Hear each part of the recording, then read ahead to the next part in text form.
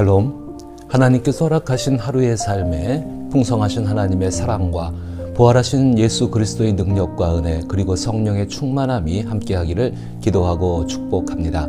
함께 읽고 묵상할 말씀은 사무엘하 9장 5절로부터 8절 말씀입니다. 제가 읽어봅니다. 다윗 왕이 사람을 보내어 로드발 암미엘의 아들 마길의 집에서 그를 데려오니 사울의 손자 요나단의 아들 무비보셋이 다윗에게 나와 그 앞에 엎드려 절하매 다윗이 이르되 무비보셋이여 하니 그가 이르되 보소서 당신의 종이니이다.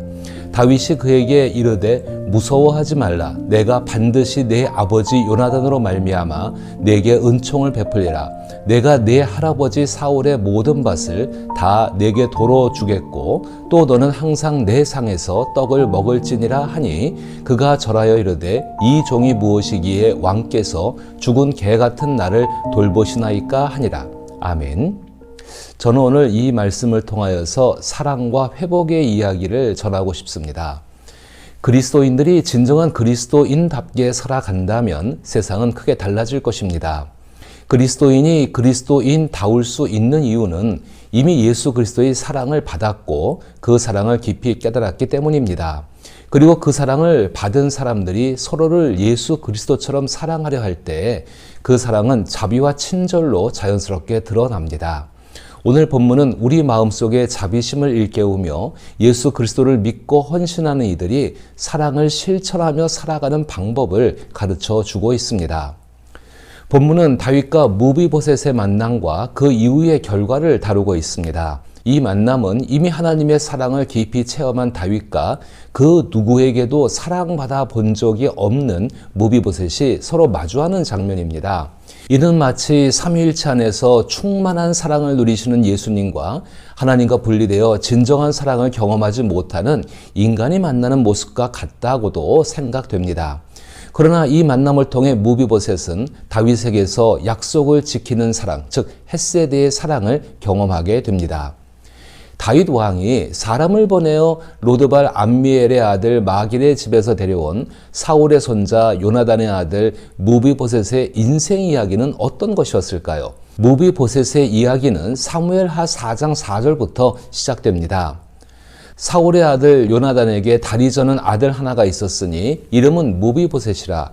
전에 사울과 요나단이 죽은 소식이 이스라엘에 올 때에 그의 나이가 5살이었는데 그 유모가 안고 도망할 때 급히 도망하다가 아이가 떨어져 절게 되었더라.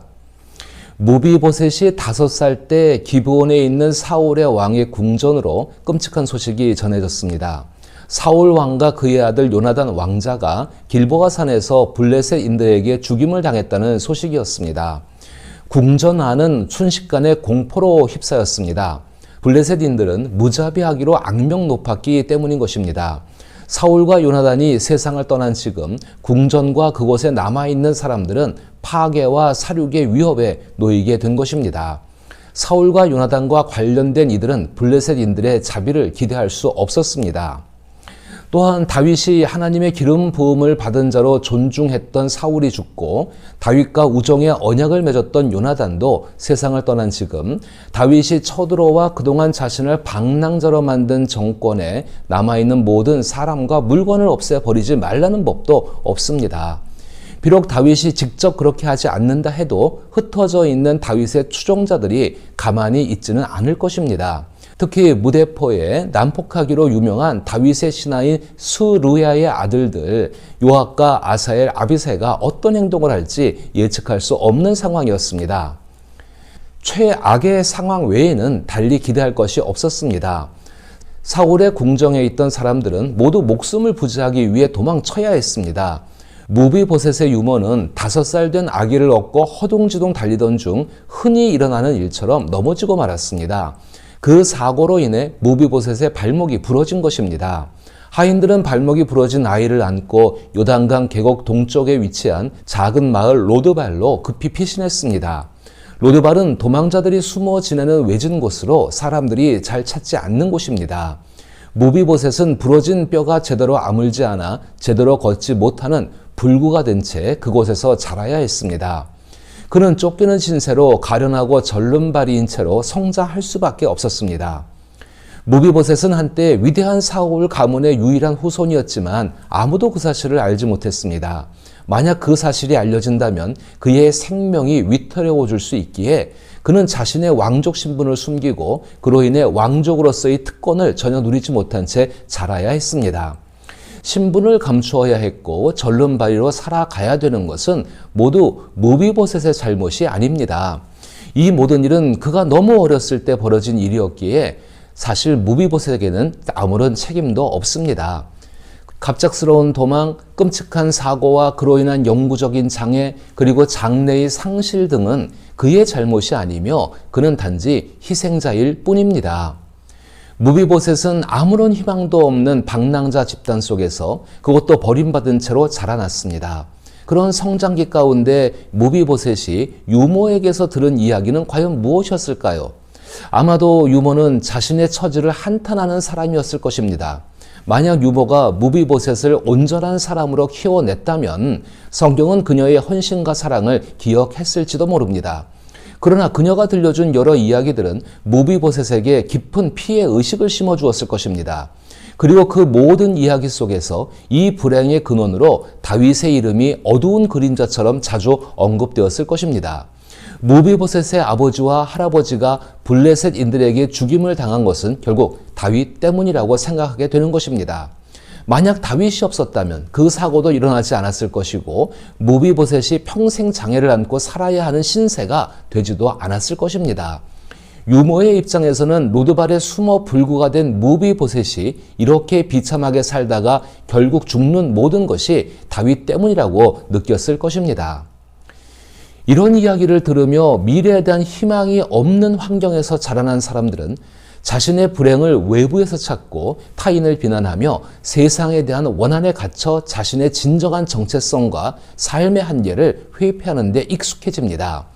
그 결과 자신이 살아가는 세상은 험악하고 비열하며 무정하다고 확고한 결론에 이르게 됩니다.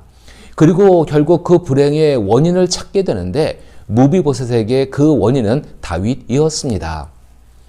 무비보셋이 태어났을 때 사울 왕과 요나단 왕자가 지어준 이름은 역대상 9장 40절에 나오는 무립바알이었습니다.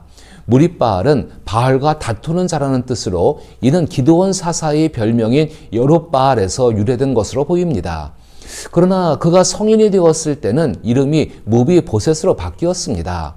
무비보셋은 지독한 치욕을 의미하는데 이는 로드발 사람들이 그에게 붙여준 별명이라고 생각되어집니다. 같은 가련한 처지임에도 불구하고 무비보셋은 육신의 장애뿐만 아니라 영혼까지도 깊은 상처와 치욕을 겪고 있었음을 보여주고 있는 것입니다. 이런 인생 이야기를 가진 무비보셋이 다윗 왕 앞에 불려나갔습니다. 무비보셋에게 다윗 왕 앞에 출두하라는 명령은 오직 한 가지 해석밖에 되지 않았을 것입니다. 다윗 왕이 온 나라를 뒤져 사울의 후손을 찾아내어 장차 자신의 왕국에 위협이 될 이들을 모두 제거하려 한다는 것이며 이제 자신의 운명은 사형 선고, 즉 죽음뿐이라고 생각했을 것입니다. 이러한 생각은 너무나도 당연한 것입니다. 무비보셋은 오랜 세월 동안 최악의 상황만을 예상하며 그 최악을 되새기며 살아왔기 때문입니다. 무비보셋은 자신의 인생 이야기 속에서 생겨난 근거 없는 두려움을 안고 다윗과 마주하게 됩니다. 다윗 왕은 이미 모든 사람에게 공평과 의로움을 베푸시는 하나님의 주권적인 통치를 보여주고 있었습니다.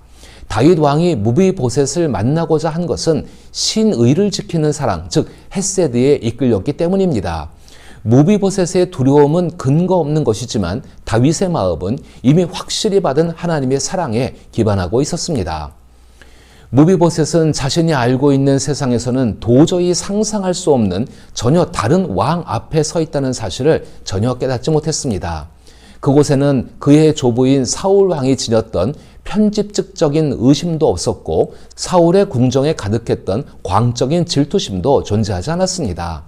또한 무비보셋은 오래전 아버지 요나단과 다윗이 서로 사랑을 맹세하며 맺은 언약이 있었다는 사실조차 알지 못했습니다. 비록 무비보셋은 이를 알지 못했지만 다윗은 요나단과 언약을 맺은 그날 그 약속의 대상인 무비보셋을 만났고 요나단에게서 받았던 아름답고 굳건한 사랑을 이제는 요나단의 아들 무비보셋에게 베풀고 있는 것입니다. 다윗이 무비보셋에게 건넨 첫 마디는 6절에 나오는 것처럼 그의 이름을 부르는 것이었습니다. 다윗 왕이 무비보셋의 이름을 부를 때 다윗은 과거의 이야기를 살펴보는 것이 아니라 지금 자신의 눈앞에 있는 무비보셋의 있는 모습 그대로를 바라보고 있는 것입니다.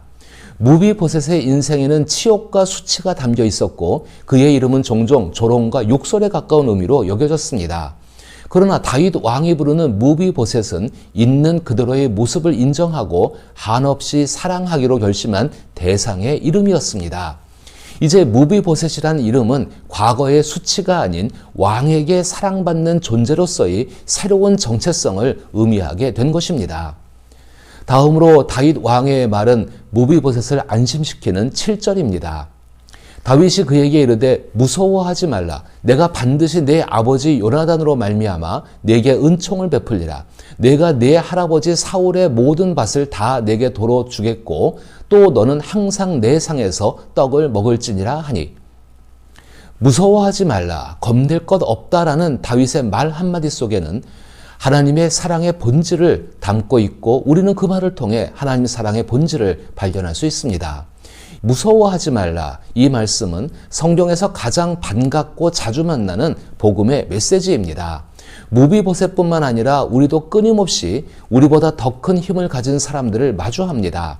그들이 그 힘과 권력을 어떻게 사용하는지에 대해서는 이미 어느 정도 예측할 수 있습니다. 대개는 그 힘을 남용하여 억압하고 학대하며 이용하고 해치는 데 쓰기 때문에 우리는 이미 자연스럽게 조심하는 방어 태세를 갖추는 법을 배웠고 또 그것을 가지고 살아가고 있습니다. 그러나 하나님의 사랑 혹은 그 사랑을 실천하려는 진실한 마음 앞에서는 우리가 과거 경험에서 형성한 방어 기제를 내려놓아야 합니다. 하나님과 진실한 사랑 앞에서 두려워하지 말라는 복음을 믿고 자신의 인생 이야기 속에 쌓인 방어 기제를 해체할 때 비로소 사랑이라는 단어의 진정한 의미가 채워집니다. 다윗이 무비보셋에게 조부 사울의 모든 소유를 넘겨주어 자립할 수 있도록 도왔을 때 다윗은 사랑이라는 말의 구체적인 내용을 부여한 것입니다.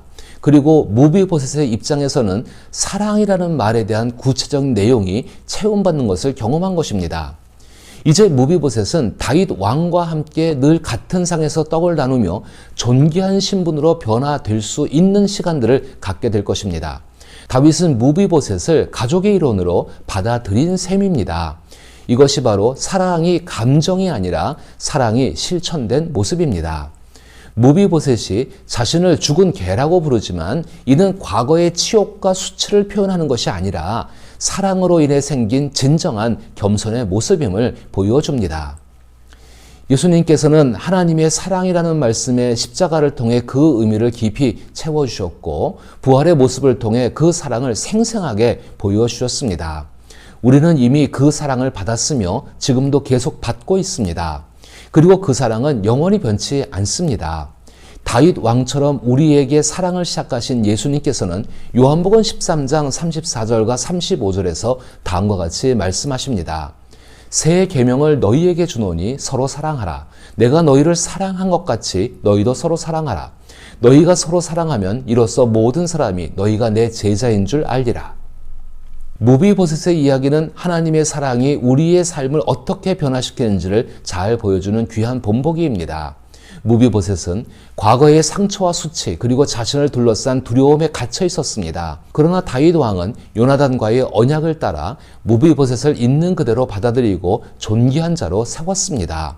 이 모습은 우리 모두가 예수님을 통해 하나님께 받은 무조건적이고 변함없는 사랑을 기억하게 합니다. 예수님께서도 우리에게 서로 사랑하라는 새 계명을 주셨듯이 우리 역시 받은 사랑을 이웃에게 실천하며 살아가야 할 사명을 지니고 있습니다.